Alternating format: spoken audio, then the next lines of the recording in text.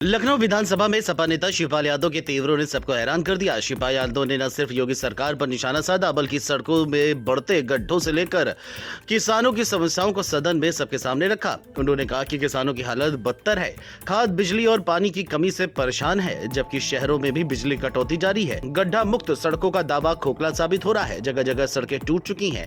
यहाँ तक कि 2 दिन की बारिश में ही कई सड़कें बर्बाद हो गई। बीजेपी सिर्फ योजनाओं और किताबों की बातें कर रही है। सपा प्रमुख अखिलेश यादव ने सड़कों में बढ़ते गड्ढों को लेकर योगी सरकार को घेरा है। अखिलेश ने पोस्ट करते हुए कहा कि भाजपा सरकार के दौरान बना देश का सबसे महंगा गोरखपुर लिंक एक्सप्रेस वे पहले ही मानसून में जगह जगह टूट फूट गया है।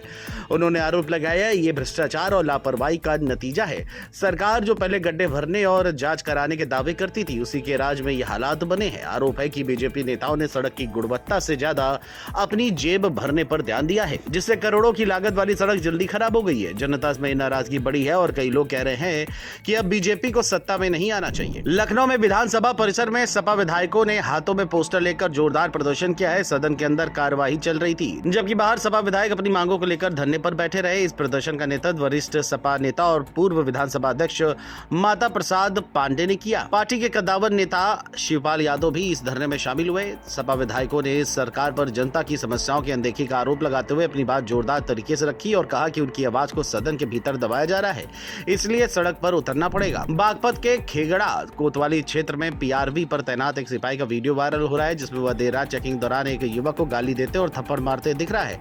आरोप है कि सिपाही चेकिंग के नाम पर गुंडागर्दी कर रहा है। वीडियो सामने आने के बाद स्थानीय लोगों में नाराजगी है और मामले की शिकायत उच्च अधिकारियों तक पहुंची।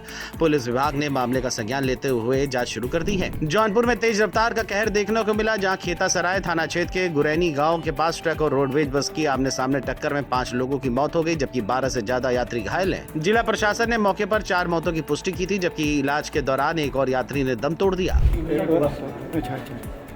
एक एक्सीडेंट हुआ है जिसमें यहाँ पर जैसे ही सूचना मिली पुलिस बल और के द्वारा सभी लोगों को यहाँ लाया गया जो भी घायल थे, और उसमें बताते हुए थोड़ा सा कष्ट है कि 4 लोगों की मृत्यु हुई है, बाकी का इलाज चल रहा है और 7 लोग यहाँ पर आए।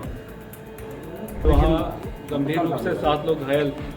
उनमें से 7 लोगों को यहाँ सदर अस्पताल लाया गया था। उनमें से 4 लोगों का देहांत हुआ है। 3 लोग में से एक व्यक्ति को ट्रॉमा सेंटर रेफर किया जा रहा है। बाकी जो माइनर इंजरीज हैं वह स्थानीय अस्पताल में उनका इलाज चल रहा है। फिलहाल 2 घायलों की हालत गंभीर है, जिन्हें वाराणसी ट्रॉमा सेंटर रेफर किया गया है। जौनपुर से लोकमंच के लिए विवेक कुमार की रिपोर्ट। हरदोई से खबर है, जहां संडीला कोतवाली क्षेत्र में राष्ट्रीय राजमार्ग पर दर्जन भर युवकों की स्टंटबाजी का वीडियो वायरल हुआ है। जन्मदिन के दौरान चलती कार की बोनट पर केक काटा गया और युवक खिड़कियों से बाहर निकलकर हुड़दंग मचाते दिखे। वीडियो इंस्टाग्राम समेत सोशल मीडिया पर तेजी से फैला, जिसके बाद पुलिस ने जांच शुरू कर दी है।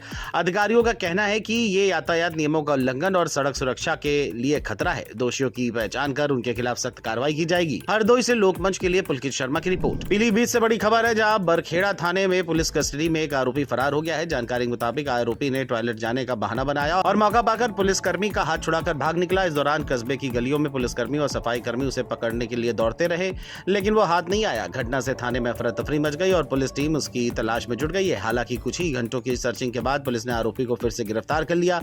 मामले की जांच जारी है और पुलिस लापरवाही पर भी कार्रवाई कर सकती है। राजस्थान के दौसा में हुए भीषण सड़क हादसे में यूपी के एटा जिले के असरौली गांव के 11 लोगों की मौत हो गई, जिनमें 7 बच्चे और 4 महिलाएं शामिल हैं, जबकि कई लोग घायल हैं। 3 दर्जन से अधिक श्रद्धालु मैक्स पिकअप से खाटू श्याम जी के दर्शन कर एटा लौट रहे थे, तभी सैंथल थाना क्षेत्र में पीछे से आ रहे तेज रफ्तार कंटेनर ने जोरदार टक्कर मार दी। टक्कर इतनी तेज थी कि पिकअप का पिछला हिस्सा चकनाचूर हो गया। घटना की सूचना से गाँव में कोहराम मच गया है और पुलिस प्रशासन मौके पर पहुंचकर राहत बचाव में जुटे हुए हैं। बुलंदशहर में स्याना पुलिस ने बड़ी कार्रवाई की है। बता दें, स्याना पुलिस ने मुखबिर की सूचना पर विशेष चेकिंग अभियान चलाकर 2 शातिर बाइक चोरों को तमंचों समेत गिरफ्तार किया। आरोपियों की निशानदेही पर ग्रेटर नोएडा समेत कई थाना क्षेत्रों से चोरी की गई। 11 बाइक बरामद हुई। पुलिस के मुताबिक दोनों चोरी के दुपहिया वाहन भोले भाले लोगों को बेच देते थे। सुखराम और राहुल पर अलग अलग थानों में 15-15 आपराधिक मुकदमे दर्ज हैं। एसपी सिटी शंकर प्रसाद ने बताया कि आरोपियों से पूछताछ कर आगे कार्रवाई की जा रही है। थाना स्याना की पुलिस टीम द्वारा चोरों के एक अंतर्राज्यीय गैंग का खुलासा किया गया है, जिसमें 2 को गिरफ्तार किया गया है और दोनों के कब्जे से और निशानदेही से कुल 11 बाइकें चोरी की बरामद हुई हैं। इनमें से 10 चोरी की बाइकें जो है कनेक्ट हुई हैं, जिसमें 4 जो है गौतम बुद्ध नगर से और शेष 5 जो है जनपद बुलंदशहर। बुलंदशहर से लोकमंच के लिए कादिम राजपूत की रिपोर्ट। झांसी में पुलिस कप्तान ने खुद सड़कों पर उतरकर ट्रैफिक नियम तोड़ने वालों के खिलाफ कार्रवाई की। इस दौरान आम लोगों के साथ पुलिसकर्मियों और बीजेपी जिला अध्यक्ष की गाड़ी का भी चालान काटा गया। बिना हेलमेट, बिना सीट बेल्ट और अन्य यातायात उल्लंघनों पर सख्त कार्रवाई की गई। कप्तान ने साफ संदेश दिया है कि कानून सबके लिए समान है, चाहे वह वीआईपी हो या फिर रसूखदार। इस कदम से शहर में हड़कंप मच गया है, लेकिन आम जनता ने उनके इस साहसिक और निष्पक्ष अभियान की जमकर सराहना की। झांसी से लोकमंच के लिए खुशबू मिश्रा की रिपोर्ट। हमीरपुर में डीएम घनश्याम मीणा ने लक्ष्मीबाई पार्क से तिरंगा बाइक यात्रा को हरी झंडी दिखाकर रवाना किया। ये यात्रा नगर की प्रमुख सड़कों से गुजरी, जिसमें मोटरसाइकिलों पर लहराते तिरंगों ने माहौल देशभक्ति से भर दिया।